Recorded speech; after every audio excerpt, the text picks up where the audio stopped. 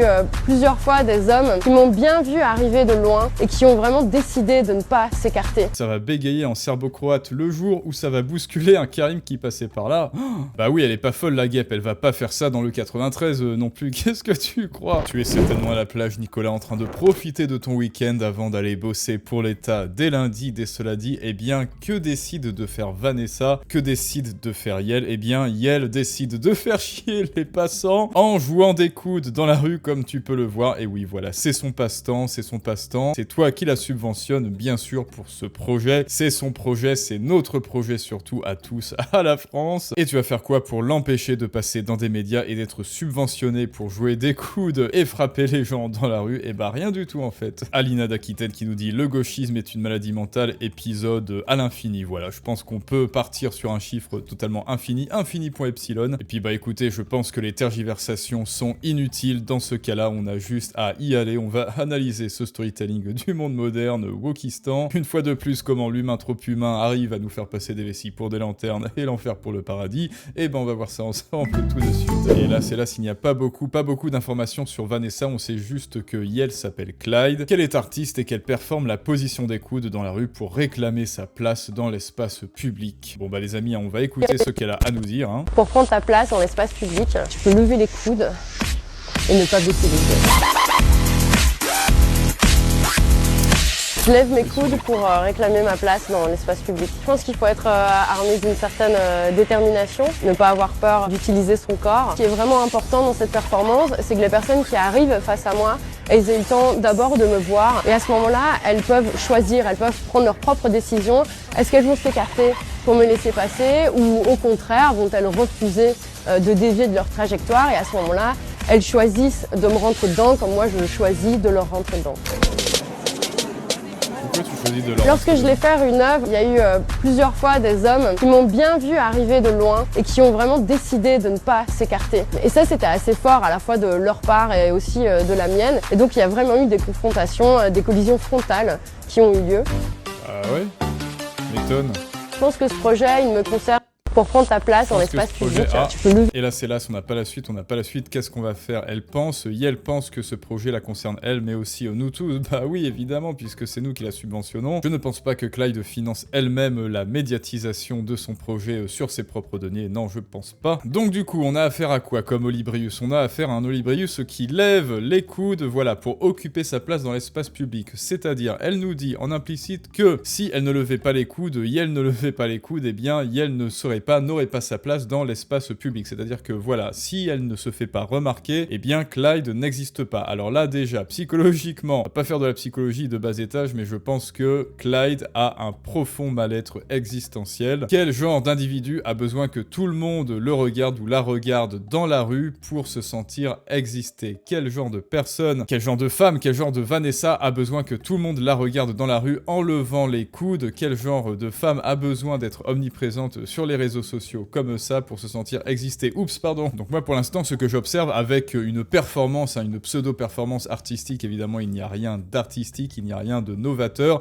ça c'est juste la caution, l'alibi verbal. Et bien avec cet alibi verbal, Clyde est tout simplement en train de justifier a posteriori de sa volonté, ce besoin viscéral et maladif d'attirer l'attention et apparemment de prendre sa place dans l'espace public, puisque autrement Yel ne se sentirait pas exister, semble-t-il. C'est pour lui ou c'est pour elle, hein. Je sais pas si c'est un garçon ou une fille, c'est pour lui ou c'est pour elle, un profond mal-être de ne pas attirer les regards dans la rue, de ne pas pouvoir provoquer dans son sillage, dans son parcours, dans la rue, une marque d'attention, un signe d'attention, c'est trop pour lui, car bien évidemment, comme beaucoup de ce genre d'individus, en constatant qu'elle est indigne de l'attention des passants, bah peut-être parce que les patients ont autre chose à foutre, eh bien elle est en train de contempler la vacuité de sa propre existence, une existence qui veut se repaître de l'attention des autres. Et si encore c'était allons-y, une simple performance pour jouer les m'as-tu vu, pour dire regardez, j'existe, regardez, je suis là encore, ça irait. Sauf que là, l'intention assumée et patentée, c'est la provocation. Elle l'a dit, c'est l'altercation, c'est la confrontation, c'est le conflit. J'entre en conflit avec toi parce que je te touche, je ne te connais pas. Les coudes, symboliquement, c'est quoi? C'est comme les bras, ça fait barrage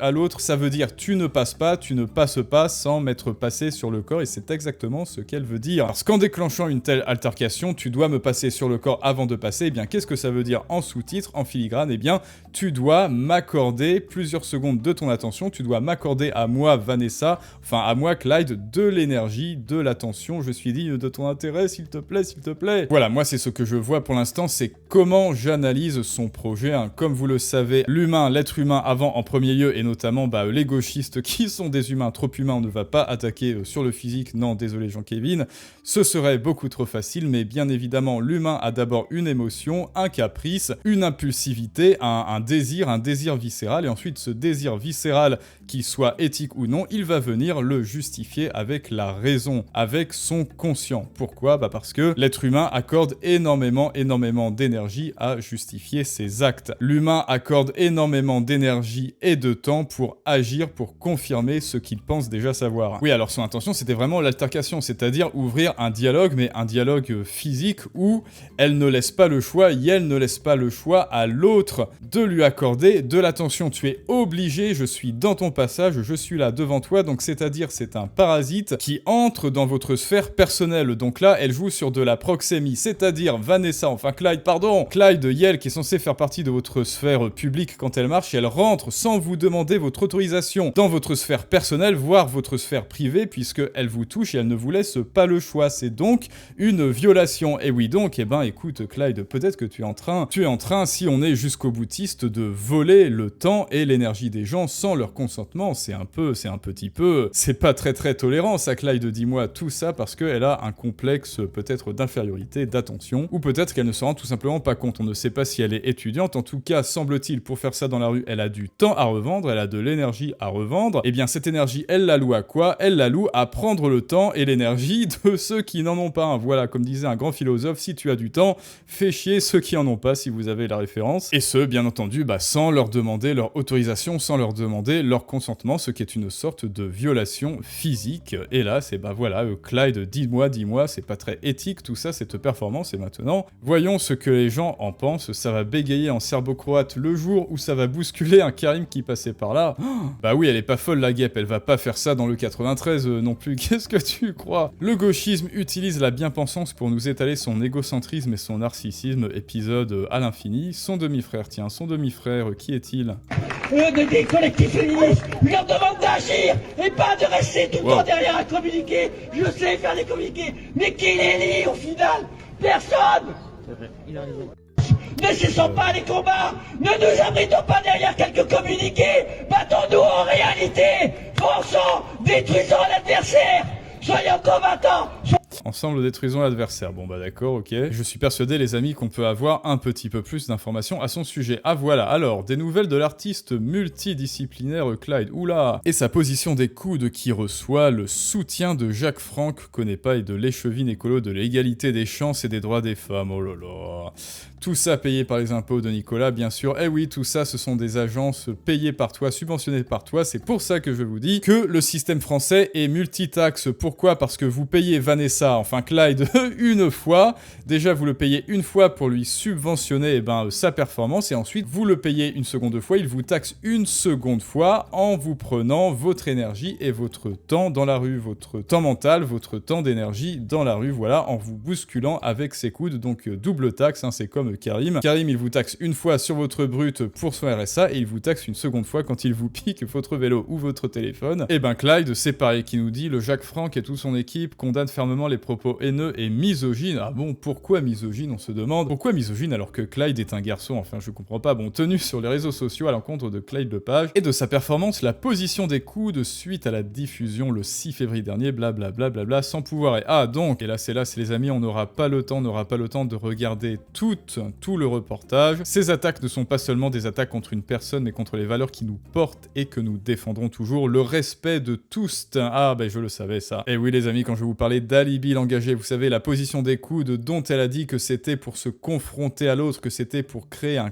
conflit, que c'était pour entrer en altercation et donc obliger l'autre de prendre sur son temps et sur son énergie et sur sa santé mentale aussi, certainement juste pour s'occuper de Clyde, juste pour s'occuper de Yale et de son projet sans même lui donner d'issue de secours, et ben ça, par alibi langagier humain trop humain, ça s'appelle le respect de toutes et tous, et voilà, et la protection de l'espace nécessaire. Et oui, pareil, jouer des coudes, ça s'appelle la protection de l'espace nécessaire. La position des coudes de l'activiste Clyde Lepage fait beaucoup rire après le reportage complaisant, et ce qui amuse moins le contribuable, ça alors je le voyais venir, c'est que ce n'est pas gratuit, ce concept a reçu un subside de 1000 € de l'échevine de Saint-Gilles. Et ici, encore une fois, on a une explication, un alibi langagier, une caution toute faite, une caution morale toute faite. Qu'est-ce que ça nous dit? La position du coude est en quelque sorte une proposition triplement inversée de manspreading. Au lieu d'un homme assis qui écarte les jambes, c'est ici une personne queer, debout et en mouvement qui écarte ses coudes pour reconquérir sa place dans la rue. Voilà, c'est-à-dire que les hommes, encore une fois, on les pointe du doigt, on leur dit « vous êtes des méchants hommes » et ça justifie que Clyde lève les coudes et les fasse chier. Ce qui signifie que oui, nous tous et nous toutes, eh bien nous sommes censés prendre sur notre temps, sur notre énergie et nous sommes censés prendre en charge Clyde, que nous le voulions ou non. Et tout ça juste pour participer à notre corps défendant, à l'assouvissement de ces névroses et autres troubles obsessionnels qu'elle opère sans nous demander notre avis dans la rue. Voilà, sans notre consentement encore. Et là, voilà, c'est elle dans toute au fait de son accomplissement, hein, n'est-ce pas? Des abonnés français nous demandent si Actu est un média d'information sérieux ou un programme humoristique de type Groland. Moi, je crois, oui, effectivement, j'avais pensé à Groland un peu quand j'avais vu ça. La France à Groland, la Belgique à Gros Filet. Et le premier avait en quelque sorte annoncé l'arrivée du second. Bon bah écoutez, les amis, écoutez, dites-moi ce que vous pensez de tout ça, et encore une fois, vous voyez quelqu'un qui est médiatisé, qui s'exprime dans ses idées, ça veut dire encore une fois que si toi, tu ne sais toujours pas exprimer tes idées, montrer aux gens, communiquer aux gens ce qui te tient à cœur, parler de ce qui te tient à cœur, de ce qui te fait vibrer, de ton expertise, transmettre ton expertise, si tu ne sais pas encore transmettre ton message de tes idées parce que tu crois qu'elles valent de l'or, eh bien tu le vois, si tu ne le fais pas, d'autres le feront à ta place, Clyde Yale le fera à ta place et elle occupera le devant de la scène de manière peut-être illégitime pendant que toi tu resteras ignoré et méprisé dans l'ombre avec tes idées. Donc si ça n'est déjà fait, s'il te plaît, va voir la masterclass, les clés de la persuasion en description et en commentaire. C'est la première étape pour te faire comprendre, savoir vendre tes idées une bonne fois pour toutes et reprendre cette place dans la lumière sur le devant de la scène qui te revient de droit. Comme d'habitude, dites-moi les amis ce que vous pensez de tout ça, de ce monde d'humains trop humains, de ce monde qui part à volo de type Groland, et à très bientôt pour un prochain storytelling du monde moderne, et ça, c'est une autre histoire.